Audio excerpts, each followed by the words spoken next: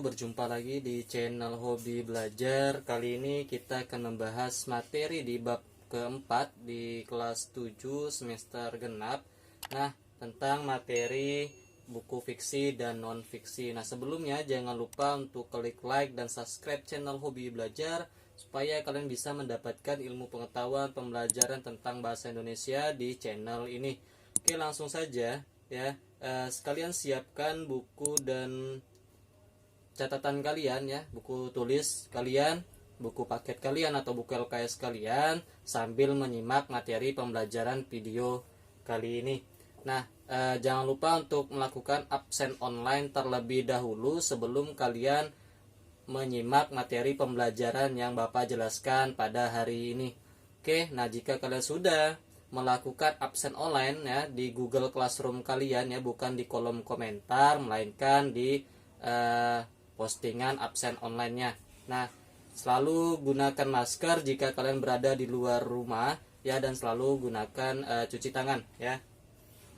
Nah, kita langsung saja ya membahas materi tentang mengenal unsur pembangun dan merangkum buku fiksi dan non-fiksi. Nah, ini adalah materi kita pada pertemuan di bab keempat. Oke, kita lanjut.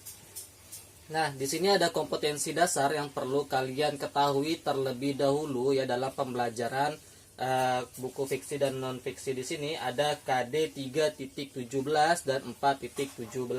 Nah, di mana 3.17 di sini ya menggali dan menemukan informasi dari buku fiksi dan non fiksi yang dibaca.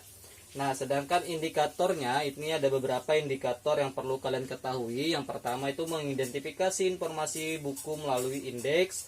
Yang kedua, mengidentifikasi informasi dalam buku fiksi dan non-fiksi. Dan yang ketiga, mengidentifikasi peta konsep alur dalam buku fiksi dan non-fiksi. Dan yang keempat, memahami teknik-teknik membaca buku fiksi dan non-fiksi. Nah, ini adalah indikator pada KD 3.17.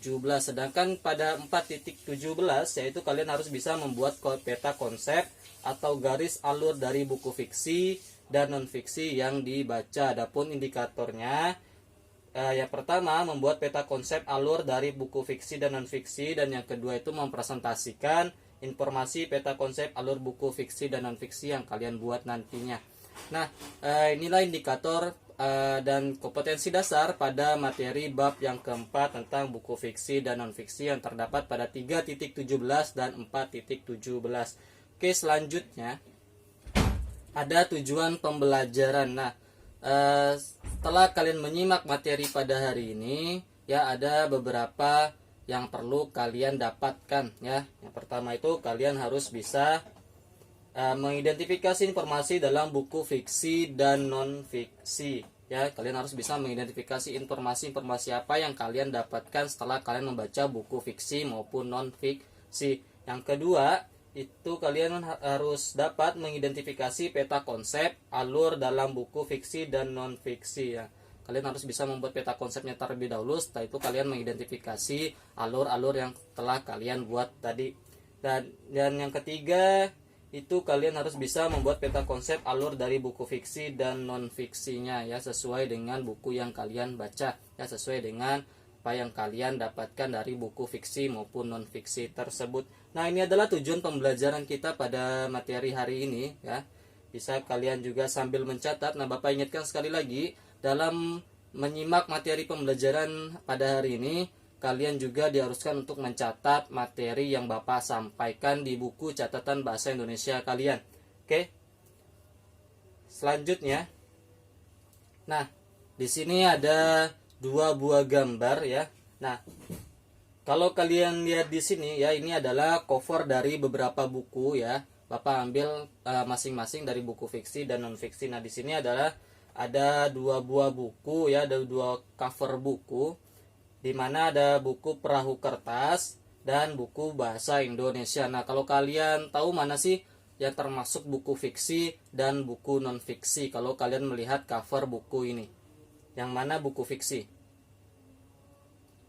Nah, buku fiksi otomatis buku yang berkenaan dengan sastra ya, yaitu perahu kertas. Sedangkan non-fiksi di sini ya, itu buku pengetahuan ya, serta buku lain sebagainya ya, yang tidak berhubungan dengan kesastraan. Nah, inilah perbedaan antara buku fiksi dan non fiksi. Jadi jangan salah kalian, kalau kalian ingin mengambil buku pengetahuan berarti itu adalah buku non fiksi, sedangkan buku yang bersumber dari kesastraan seperti novel, cerpen ya, kumpulan beberapa pantun dan puisi, nah itu termasuk ke dalam buku fiksi.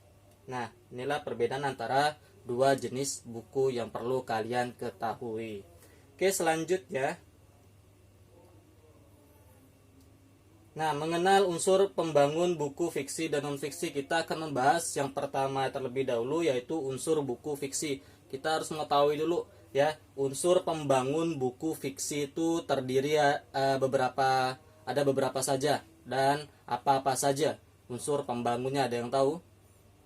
Nah, yang pertama itu ada bagian cover buku. Nah, bagian cover buku seperti yang kalian lihat ya di gambar ini ya, itu adalah bagian covernya, halamannya, sampul depannya itu adalah bagian cover buku.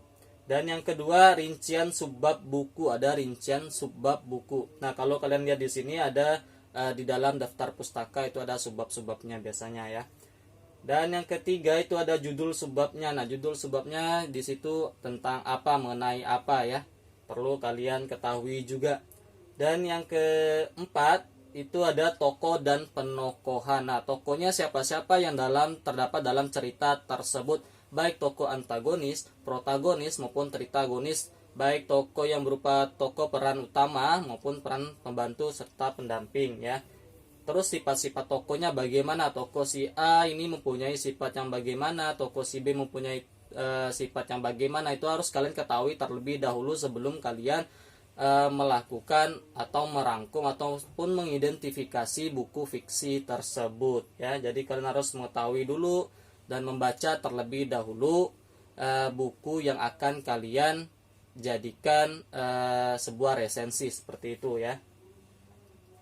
Dan yang selanjutnya ada tema cerita. Nah, ingat, tema berbeda dengan sebuah judul ya. Nah, di sini judulnya perahu kertas, tapi temanya bukan perahu kertas. Ingat, tema itu berbeda dengan judul. Tema adalah sebuah landasan ceritanya ya. Sedangkan judul itu seperti kalian lihat di cover bukunya itu ada judulnya, yaitu perahu kertas. Ingat, jadi perbedaan antara judul dan tema itu sangat jelas perbedaannya ya. Jadi jangan disamakan antara tema dengan judul. Paham? Nah, selanjutnya ada bahasa yang digunakan. Nah, bahasa yang digunakan dalam cerita fiksi ini ya, seperti ini adalah sebuah novel ya. Bagaimana bahasa yang digunakan oleh si penulis atau pengarang dalam buku novel ini ya. Menggunakan bahasa yang digunakan itu bahasa yang bagaimana ya. Apakah yang mudah dimengerti ya, dan lain sebagainya. Dan yang terakhir yaitu ada penyajian alur ceritanya. Nah, ada penyajian alur ceritanya. Ya, jadi ada alur-alurnya ya, baik dari menggunakan alur maju ya, alur mundur maupun alur gabungan ya, yang terdiri dari beberapa tahapan alur yang biasanya terdapat ada orientasi, komplikasi ya, ada bagian resolusinya ya. Jadi perlu kalian ketahui penyajian alur ceritanya juga ya. Jadi jangan membacanya setengah-setengah, nanti kalian tidak mendapatkan informasi yang perlu kalian ambil di situ, yang perlu kalian nilai untuk buku fiksi dan non fiksi tersebut. Nah, ini adalah unsur pembangun dalam buku fiksi. Boleh sambil kalian mencatat supaya kalian tidak lupa. Oke, selanjutnya unsur buku non fiksi. Nah, seperti yang kalian lihat di sini adalah cover buku pengetahuan, yaitu tentang pembelajaran kalian bahasa Indonesia kelas 7 ya. Nah, di sini unsur pembangunnya yang pertama itu juga sama dengan unsur buku pembangun pada buku fiksi ya, ada bagian cover bukunya. Nah, bagian cover bukunya. Yang kedua ada rincian subbab bukunya juga sama ya. Yang biasa kalian lihat itu di daftar isi bab 1 terdiri dari bab 1 itu misalnya apa ya. Terus di bagian bab 1 itu ada apa-apa saja. Di situ ada biasanya di daftar isinya ya. Dan judul subbabnya ada. Yang berikutnya ada isi bukunya. Nah, isi bukunya ini isi yang mengulas sebuah buku tersebut ya. Jadi kalian harus membaca secara keseluruhan isi yang kalian baca tentang buku non fiksi. Dan yang berikutnya ada cara menyajikan isi bukunya. Nah, cara menyajikan isi buku ini bagaimana si penulis ini menyajikan buku ini bagaimana ya? Apakah sesuai dengan urutan ya ataupun materinya itu meloncat sana atau meloncat sini ya. Itu perlu kalian ketahui. Dan bahasa yang digunakan, apakah bahasa yang digunakan oleh si penulis ini mudah kalian pahami, mudah kalian mengerti ya, mudah kalian tangkap makna yang ada di dalam buku tersebut ya. Ini adalah unsur pembangun non fiksi. Boleh juga kalian sambil mencatat unsur pembangunnya. Nah,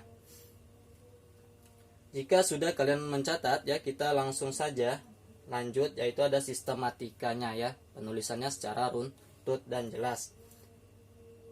Oke, yang selanjutnya merangkum isi buku baik fiksi maupun non fiksi. Nah, jika kalian ada yang ingin bertanya atau kurang memahami atau kurang mengerti dalam video pembelajaran ini, kalian bisa bertanya di grup WhatsApp ataupun di kolom komentar video pembelajaran ini maupun di Google Classroom ya. Bisa kalian tanyakan di situ. Nah, kita bahas materi yang selanjutnya itu tentang merangkum isi buku baik fiksi maupun non fiksi. Kita bahas yang pertama itu ada merangkum buku fiksi maupun non fiksi. Itu ada dua cara ya, ada dua langkah-langkah ataupun dua cara yang bisa kalian ambil ya, yaitu merangkum buku berdasarkan gagasan pokoknya. Jadi kalian hanya mengambil gagasan pokoknya dalam setiap paragraf yang terdapat di dalam setiap babnya ya. Kalian ambil setiap paragrafnya, misalnya di dalam satu halaman itu ada beberapa paragraf. Nah, kalian ambil gagasan pokoknya atau ide pokoknya ya, atau gagasan utamanya ya. Nah, seperti ini. Yang kedua itu kalian bisa merangkum dengan menggunakan pemetaan pikiran atau mind mapping ya, peta konsep di sini ya. Jadi kalian bisa menggunakan salah satu cara dari dua cara tersebut ya, bisa menggunakan melalui gagasan pokok ya di setiap paragrafnya, dan juga kalian bisa menggunakan mind mapping atau peta konsep tersebut. Nah, ini adalah cara merangkum isi buku baik fiksi maupun non fiksi. Dan selanjutnya ada merangkum berdasarkan gagasan pokok. Nah, kita bahas yang pertama di sini, merangkum berdasarkan gagasan pokok utamanya ya. Yang pertama, kalian harus bisa membaca informasi secara keseluruhan ya, supaya kalian bisa mendapatkan mana sih yang termasuk gagasan pokoknya ya. Ingat, gagasan pokok itu biasanya berada di awal paragraf maupun di akhir paragraf, juga bisa berada di tengah-tengah paragraf. Nah, juga bisa di mana kalimat utama itu berada, berarti di situ juga terdapat gagasan pokoknya. Itu cara menemukan gagasan pokok atau gagasan utama ataupun ide pokoknya ya. Yang kedua, ketahui secara umum isi bukunya. Nah, kalau kalian membaca buku pengetahuan seperti buku pelajaran kalian harus mengetahui dulu isi bukunya itu membahas tentang apa saja di situ. Jadi, jangan sampai setengah-setengah membacanya ya. Selalu membacanya sampai keseluruhan. Oke, yang ketiga, merangkum bacaan dengan menyusun gagasan pokok. Nah, merangkum bacaan dengan menyusun gagasan pokok. Setelah gagasan pokok kalian dapatkan di setiap paragrafnya, kalian bisa menyusun rangkuman berdasarkan bacaan yang telah kalian baca tadi ya, sesuai dengan gagasan pokok yang telah kalian dapatkan. Oke, yang selanjutnya, gagasan setiap paragraf diungkapkan satu kalimat saja. Nah, di sini di setiap paragraf ya, itu kalian ambil satu gagasan pokoknya, itu hanya satu kalimat saja ya. Selanjutnya, baru kalian bisa melakukan menyunting rangkuman. Menyunting di sini kalian memperbaiki mana yang keliru ya, mana yang masih ragu atau salah ya, itu bisa kalian disunting ya. Bisa kalian sunting di situ, baik dalam penulisannya ya, ejaannya, tanda bacanya dan lain sebagainya. Oke, ini adalah merangkum berdasarkan gagasan pokoknya. Adapun formatnya ya, format dalam kalian melakukan rangkuman pada buku fiksi maupun non fiksi itu bisa kalian lihat di sini. Ya, di sini Bapak sediakan format dalam merangkum buku fiksi dan non fiksi. Bisa kalian lihat di sini, bisa kalian catat juga ya. Format merangkum berdasarkan gagasan pokoknya itu ada pertama judul bukunya tentang apa dulu. Ya, misalnya buku fiksi kalian ambil tadi pelajaran bahasa Indonesia kelas 7. Ya, judul babnya apa? Terus judul subbabnya apa? Nah, misalnya judul babnya bab 1 tentang lingkungan misalnya ya. Judul subbabnya nih mengidentifikasi struktur teks hasil observasi misalnya. Terus gagasan utama setiap paragraf dalam subbab tadi ya, yang mengidentifikasi struktur teks hasil observasi tadi ya, kalian ambil beberapa paragraf di situ, kalian ambil gagasan utamanya hanya satu kalimat di setiap paragrafnya. Nah, jika di dalam buku itu terdapat ada 8 bab ya, berarti di situ judul babnya ada 8 bab yang kalian buat ya. Seperti itu cara merangkumnya, hanya mengambil gagasan pokoknya saja, tidak secara keseluruhan kalian merangkumnya ya. Paham ya? Nah, jika kalian kurang mengerti, kalian bisa tanyakan di kolom komentar ataupun di Google Classroom kalian maupun di WhatsApp, grup WhatsApp kita. Ya, bisa kalian tanyakan di situ. Oke, selanjutnya. Nah, merangkum dengan pemetaan pemikiran atau mind mapping ya. Atau peta konsep di sini. Nah, tadi gagasan pokok, sekarang mind mapping ya.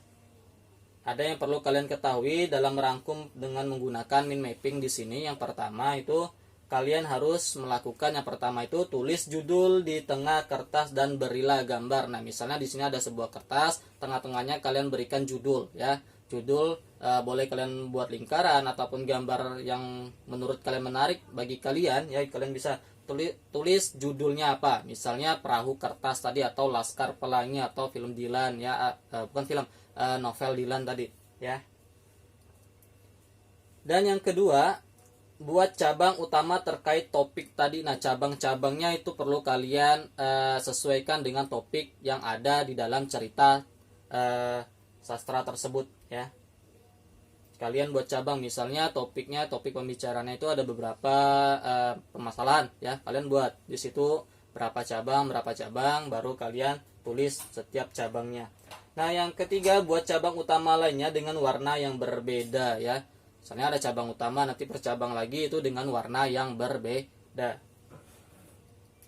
Yang selanjutnya, beri label setiap cabang dengan kata kunci saja. Nah, dengan kata kunci saja, jadi bukan satu kalimat yang perlu kalian masukkan ke dalam peta konsep tersebut, melainkan hanya kata kuncinya saja. Misalnya bagian alurnya, menggunakan alur maju, ceritanya apa gitu kan ya. Jadi kalian hanya menggunakan kata kuncinya saja, jadi bukan sebuah kalimat yang perlu kalian tuliskan di peta konsep tersebut. Oke, selanjutnya, tiap cabang buat subcabang untuk hal yang saling berhubungan. Antara subcabang dengan cabang utamanya itu harus saling berhubungan. Oke, paham ya? Nah, ini contohnya ya, Bapak berikan contohnya untuk mind mapping. Nah, seperti ini. Jadi kalian hanya menggunakan kata kuncinya saja setiap cabang-cabangnya ya. Nah, kalian lihat di situ ada kota hujan. Nah, kota hujan di sini adalah judul dari buku yang kalian ambil tadi ya. Judul bukunya adalah kota hujan. Nah, setiap cabangnya itu kalian kasih warna atau kasih garis ya, sesuai dengan konsep yang kalian ambil tadi ya, sesuai dengan topiknya. Nah, di situ menggunakan kata kunci. Yang pertama itu kota penuh kenangan. Yang kedua, akhir kisah masa lalu. Yang ketiga, pertemuan di sudut kota. 4, 2, dunia yang bersatu. 5, takdir dan jodoh. 6, dunia suka bercanda. 7, perpisahan dan jalanan kota. Nah, dari ketujuh ini kalian bisa membuat sebuah rangkuman yang sesuai dengan urutan ceritanya ya.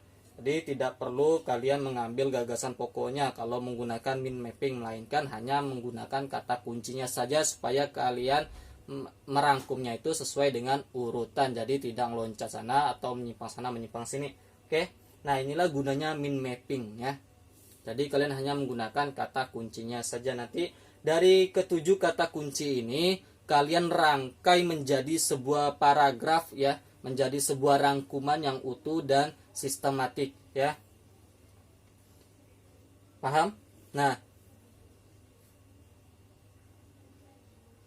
Oke, inilah pembelajaran kita pada materi hari ini ya. Jadi jangan lupa untuk absen terlebih dahulu ya, dan catat materi yang kalian simak pada hari ini.